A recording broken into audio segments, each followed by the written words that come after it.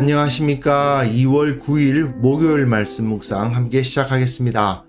주님께서 우리를 지키시고 주님께서 우리를 보호하셔서 이 세상 가운데 다른 사람으로, 거룩한 사람으로 살아갈 수 있고 그것을 통해서 주님께 영광 돌리는 하루를 살아갈 수 있기를 간절히 기도합니다. 오늘 본문은 룻기 4장 1절에서부터 10절까지 다루겠습니다. 날마다 솟는 샘물에서는 12절까지 다루게 되어 있는데요. 분량을 생각해 봤을 때 그냥 10절까지만 다루고 내일 11절부터 끝절까지 다루는 것이 좀 더 자연스러울 것 같아서 저는 10절까지만 다루도록 하겠습니다. 오늘 본문 통해서 이 보아스가 다른 모든 사람들은 다 실천하지 않음에도 불구하고 자신은 의를 실천하고 헤세드를 실천하는 모습을 확인할 수 있을 텐데요. 우리도 이 보아스처럼 그리고 궁극적으로 주님처럼 세상에서 의를 실천하는 사람이 될 수 있는 그러한 묵상을 할 수 있는 시간이 되었으면 좋겠습니다. 그럼 먼저 말씀을 보시겠습니다.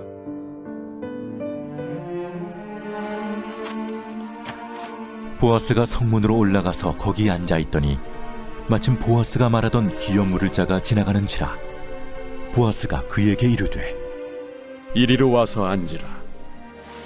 그가 와서 앉음에 보아스가 그 성읍장로 10명을 청하여 이르되 당신들은 여기 앉으라.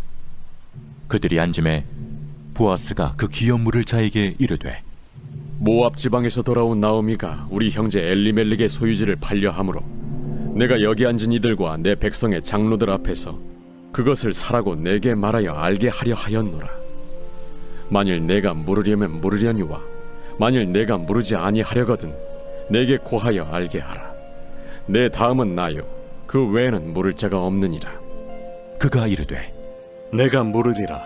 하니 보아스가 이르되 내가 나오미의 손에서 그 밭을 사는 날에 곧 죽은 자의 아내 모압 여인 루색에서 사서 그 죽은 자의 기업을 그의 이름으로 세워야 할지니라. 하니 그 기업 물을 자가 이르되 나는 내 기업에 손해가 있을까 하여 나를 위하여 물으지 못하노니 내가 물을 것을 내가 물으라. 나는 물으지 못하겠노라 하는지라. 옛적 이스라엘 중에는 모든 것을 물으거나 교환하는 일을 확정하기 위하여 사람이 그의 신을 벗어 그의 이웃에게 주더니 이것이 이스라엘 중에 증명하는 전례가 된지라. 이에 그 기업 물을 자가 보아스에게 이르되 내가 너를 위하여 살아. 하고 그의 신을 벗는지라. 보아스가 장로들과 모든 백성에게 이르되 내가 엘리멜렉과 기련과 말론에게 있던 모든 것을 나오미의 손에서 산 일에 너희가 오늘 증인이 되었고 또 말론의 아내 모압 여인 룻을 사서 나의 아내로 맞이하고 그 죽은 자의 기업을 그의 이름으로 세워 그의 이름이 그의 형제 중과 그곳 성문에서 끊어지지 아니하게 하매 너희가 오늘 증인이 되었느니라. 하니 네, 말씀 잘 보셨습니까? 지금 우리는 룻기의 결말을 시작하고 있습니다. 성문에서 어떤 일이 벌어졌는가를 볼 수 있는데요. 성문이라는 것은 이 당시의 공식적인 모든 일이 일어나는 곳이었죠. 보아스가 룻의 일을 뒤에서 그냥 룻에게 임신을 시키고 아들을 갖게 하고 이런 수준이 아니고 사회적으로 공인된 자리에서 공식적으로 그의 사회적 지위를 확보해 주려고 노력하기 위해서 이 일을 하고 있는 것을 볼 수가 있습니다. 그래서 오늘 본문 보시면요. 앉는다라는 말이 처음에 나타나고 앉아서 한다는 것은 공식적인 어떤 권위를 가지고 행하는 일을 상징적으로 보여주는 거거든요. 그리고 기업을 물음에 대해서 히브리어로 고엘인데 이 고엘을 실천하는 모습을 볼 수가 있습니다. 그런데 중요한 것은 어제 다루었습니다마는 사실상 보아스는 그 고엘의 책임을 감당해야 할 사람이 아닙니다. 죽은 엘리멜렉과 더 가까운 친족이 있었던 것이죠. 그 사람의 이름은 나타나지 않지만 오늘 그 사람과 보아스가 서로 대비가 되면서 고엘로서의 책임을 감당하는 보아스와 그것을 거부하는 그 사람의 모습이 대조되고 결국은 참된 의인은 어떤 사람에 의해서 나타나는가 하는 것이 오늘 본문에서 드러난다고 보면 되겠습니다. 본문 보시면요. 보아스가 성문으로 갑니다. 이 당시 성문은 모든 행정적인 역할을 다 하는 권위의 상징이고 장로들이 모이는 장소예요. 뭔가를 결정하는 장소이기도 하니까요. 거기에 앉았습니다. 앉는다는 것은 권위를 상징합니다. 그래서 보아스가 말하던 기업 물을 자가 지나갑니다. 그래서 마침이라는 말은 그 히브리어로 힌네인데 보라 이 말입니다. 보라 보아스가 말하던 그 고엘이 지나가더라. 보아스가 그에게 이르되 아무개여. 이름은 나타나지 않아요. 이 사람을 앉으라고 하니까 앉았습니다. 앉는다는 말이 자꾸 반복되죠. 앉으라 앉으라 앉았다. 이런 표현이 계속 반복되면서 이 일이 공식적인 자리에서 권위를 가진 결정에 의해서 이루어졌다 하는 것을 보여주기 위한 장치가 마련됩니다. 그리고 그 다음 본문 보시면요. 보아스가 그 고엘에게 이르되 모압 지방에서 돌아온 나오미가 우리 형제 엘리멜렉의 소유지를 팔려 함으로 라고 번역되어 있는데 이건 조금 아쉬운 번역이에요. 팔았다, 팔았으므로 라고 번역하는 것이 맞습니다. 히브리어 원문을 봐도 완료형으로 기록되어 있거든요. 그러니까 이미 판 겁니다. 엘리멜렉이 다른 사람에게 자기 소유를 팔고 그 돈을 가지고 모압으로 갔었잖아요. 근데 거기서 죽고 나오미가 돌아왔죠. 근데 내가 여기 앉은 이들과 내 백성의 장로들 앞에서 즉 공식적으로 그것을 사라고 내게 말하려고 알게 하려 하였노라. 사라. 아니 누구에게 사란 말입니까? 그 엘리멜렉의 소유지를 산 사람에게서 사라는 말입니다. 그러니까 엘리멜렉은 자기 친족이 아닌 사람에게 좀 먼 사람에게 그 땅을 팔고 떠났죠. 그런데 이 고엘이나 보아스가 그 사람에게서 그 땅을 다시 사는 겁니다. 이것이 바로 대속이죠. 대신 사서 이 사람에게 주는 거죠. 네가 만일 물으려면 물으려니와 만일 내가 물으지 아니하려거든 내게 고하여 알게 하라. 사실 이 사람이 물으지 않으면 그걸로 끝인데 다만 모욕을 당할 뿐 그것 때문에 보아스가 그 책임을 지는 것은 아닌데 그럼에도 불구하고 알게 하라. 이 다음은 나다. 그 외에는 물을 자가 없다. 그런 만한 친족이 없다라는 거죠. 그런데 처음에는 그 고엘이 보아스보다 더 가까운 고엘이 모르겠다고 합니다. 그런데 보아스가 네가 나오미의 손에서 그 밭을 사는 날에 그 죽은 자의 아내 모압 여인 룻에게서 사서 그 죽은 자의 기업을 그의 이름으로 세워야 할지니라. 이런 이야기를 하니까 그 고엘이 내 기업에 손해가 있을까 하여서 못 모르겠다고 이야기를 해요. 왜 이 사람 이렇게 왔다 갔다 하는 거지? 하는 생각이 들죠.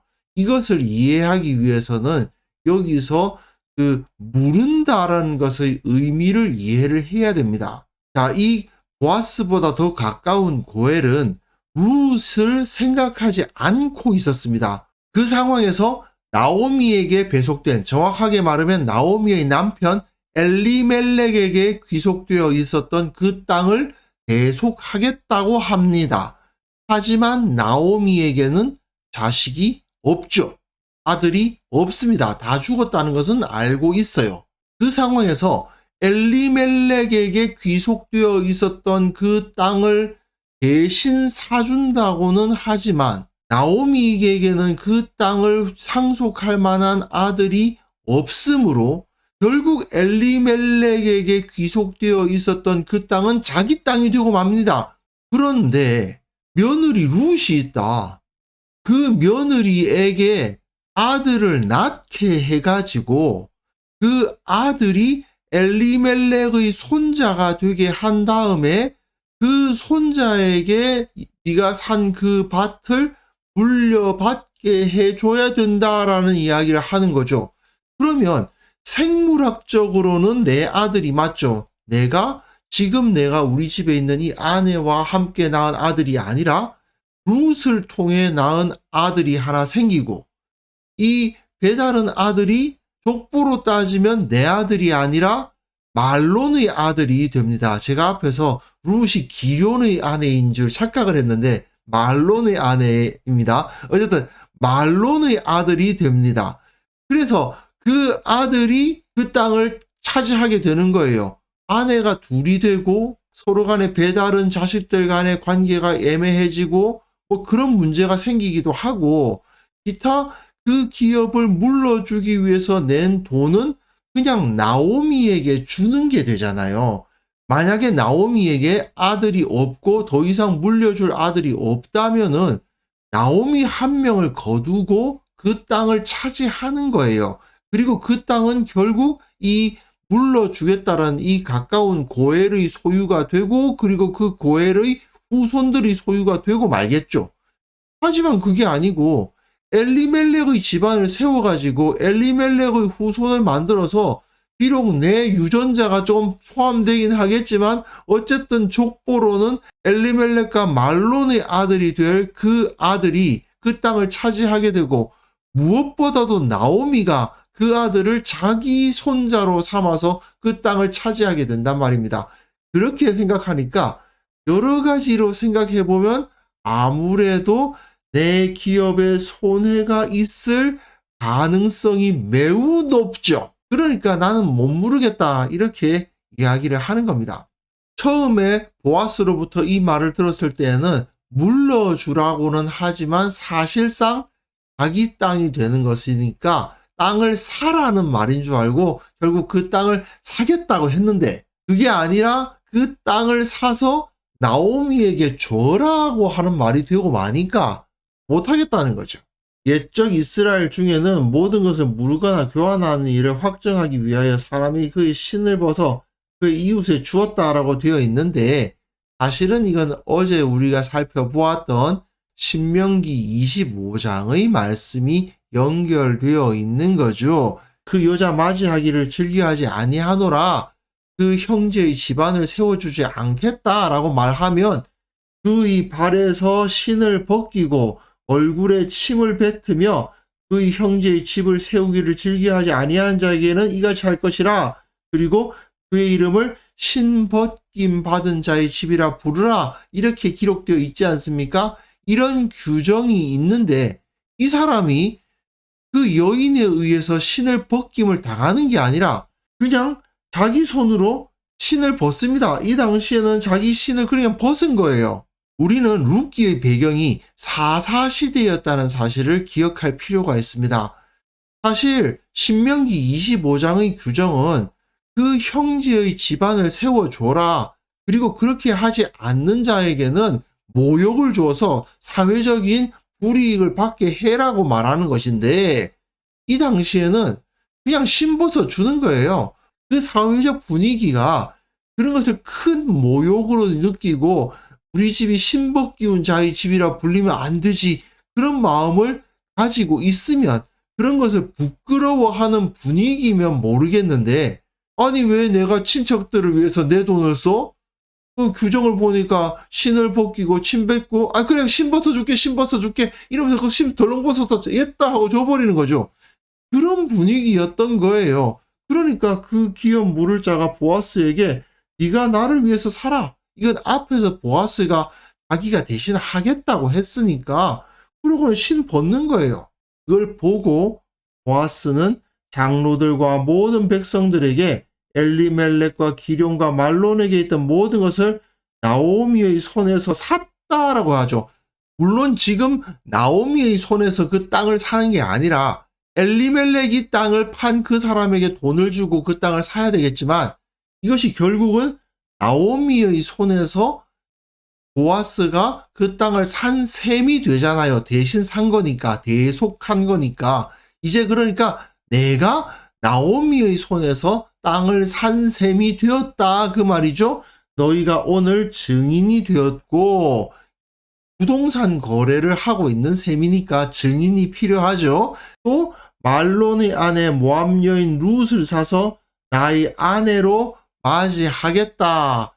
그 죽은 자의 기업을 그의 이름으로 세워 그의 이름이 그의 형제 중과 그곳 성문에서 끊어지지 않게 하겠다. 너희가 이것에 대해서 증인이 되어 달라. 역시 증인이니까 증인은 두 번 나오죠.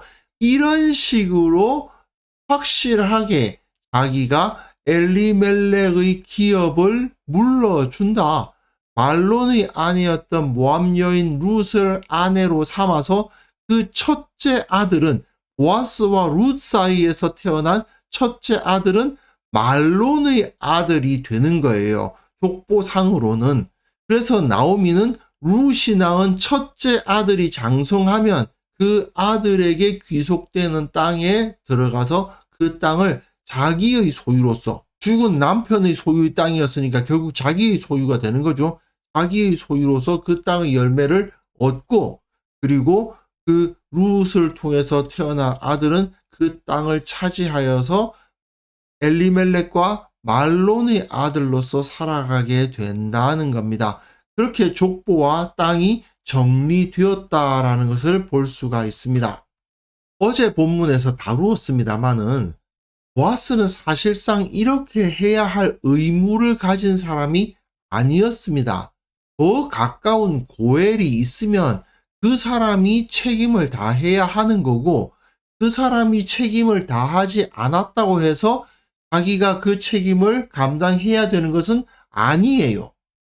그럼에도 불구하고 보아스는 자기 재산에 손해가 날 수 있는 일을 기꺼이 감당합니다. 율법의 규정에 자기가 그 일을 해야 된다고 규정되어 있지도 않음에도 불구하고, 그리고 이 사회적 분위기 보십시오. 그냥 덜렁 신 벗어서 주잖아요. 다른 사람들이 그 신을 벗기운 집이 된다는 것을 그렇게 조롱하지도 않고 별로 그것이 큰 문제가 되지도 않는 거예요. 사사시대의 영적인 수준을 생각해 본다면 결국은 신벗기운 자의 집이 되든지 말든지 아무도 신경 안 쓰는 그런 분위기임에도 불구하고 그는 기꺼이 나오미와 룻을 위해서 은혜를 베풀고 있습니다. 이처럼 다른 모든 사람은 다 그것을 행하려고 하지 않아요. 정말 해야 할 사람도 그것을 하지 않고 있어요. 그럼에도 불구하고 나는 헤세드를 베푸는, 은혜를 베풀고 하나님의 모습으로 하나님의 사랑을 실천하는 이런 사람에 의해서 하나님의 크신 역사는 일어나게 되는 것이죠. 내일 본문에서 다윗의 이름이 언급되겠습니다마는 이처럼 헤세드를 실천한 룻과 보아스에 의해서 이스라엘 나라가 그 질서를 확립하고 하나님 나라의 영광을 갖게 되었다라고 선포하고 있는 것 아닙니까? 이것이 바로 룻기의 메인 메시지죠. 우리도 마찬가지로 예수님을 따르는 사람으로서 보아스처럼 다른 모든 사람들은 다 행하지 않는다 하더라도, 다른 사람들은 그 헤세드를 실천하지 않는다 하더라도, 다른 사람들은 주님을 따르지 않는다 하더라도 나는 주님을 따른다. 다른 사람 어찌든지 나는 주님을 따르는 주님의 제자, 주님의 용사가 되겠다. 그렇게 고백하는 사람이 되어야 되지 않겠습니까? 이 시간 함께 기도하실 때에 내가 다른 사람들의 눈치를 보거나 세상의 분위기를 살피는 자가 아니라 오직 주님을 바라보면서 주님께서 보여주신 그 십자가의 길, 사랑을 실천하는 길을 선택하게 하옵소서. 우리 교회의 모든 성도들이 이처럼 세상과 다른 삶을 살아가게 하시고 다른 사람들을 따라가는 것이 아니라 오직 우리 주 예수 그리스도께서 가셨던 길을 따라감으로 말미암아 세상 가운데 참된 영광을 드러내는 자들이 되게 하옵소서. 함께 기도하는 시간을 가졌으면 합니다.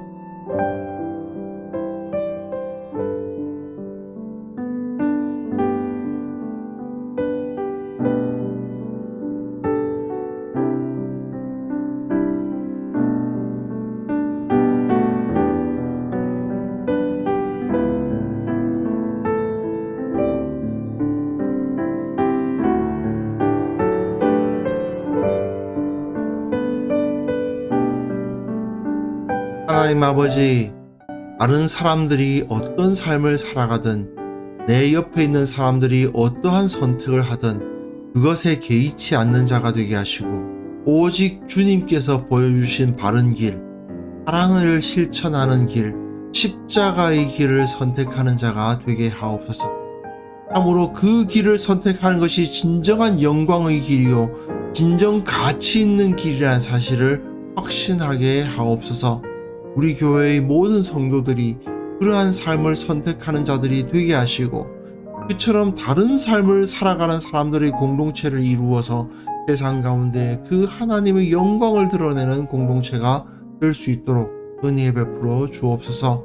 아버지, 특별히 기도하옵기는 이 땅의 모든 그리스도인들이 정말 깨어서 이 세상의 다른 사람들과는 다른 삶을 선택하게 하여 주시고 진정으로 모범적인 삶을 실천함으로 말미암아 이 세상이 주님의 영광 앞에 무릎을 꿇고 주님의 영광을 칭송하는 일이 일어날 수 있도록 주님께서 그 능력 나타내어 주시기를 원하옵고 바랍니다.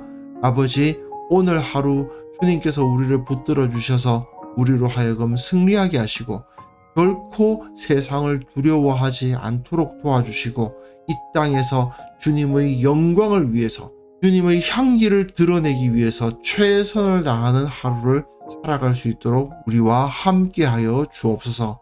주님께 영광을 돌려드리옵고 예수님의 이름으로 기도합니다. 아멘.